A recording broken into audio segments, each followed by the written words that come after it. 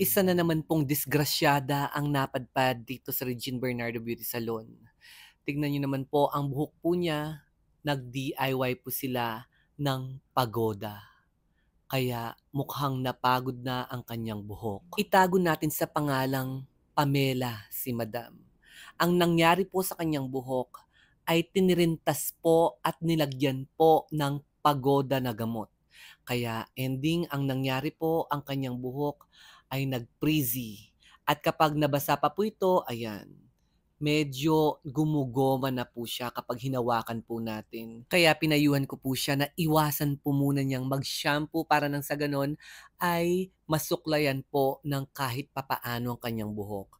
At tinreatment po natin siya gamit ang Sistine Straightening Plus. Naglagay po tayo ng 2 takip ng Arbiplex na nakakatulong po ito para po lumambot ang buhok ni Madam Damin.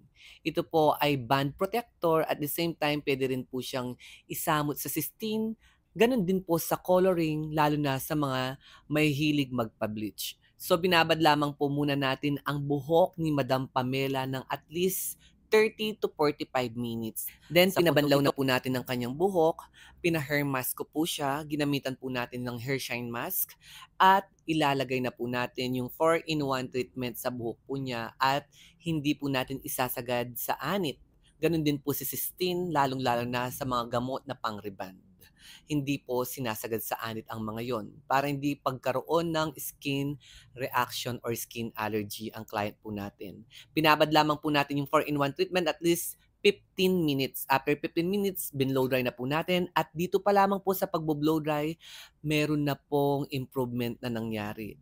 Pero sabi ko kay Madam Pamela, kailangan po monthly po siyang nagpapatreatment para nang sa ganon ay maibsan po yung frizzy na nangyari sa kanyang buhok. Lagi po natin pakakatandaan, mga madamdamin, na mas iwasan po natin makasunog ng buhok, dahil kapag nasunog na ito, mas lalo pa po tayong mapapagastos sa ating mga buhok. Kaya kung hindi siya pwedeng gawin, huwag gagawin. Tarugo mas siya sa buntok para nang sa ganon ay hindi masunog ang inyong mga buhok-buhukan.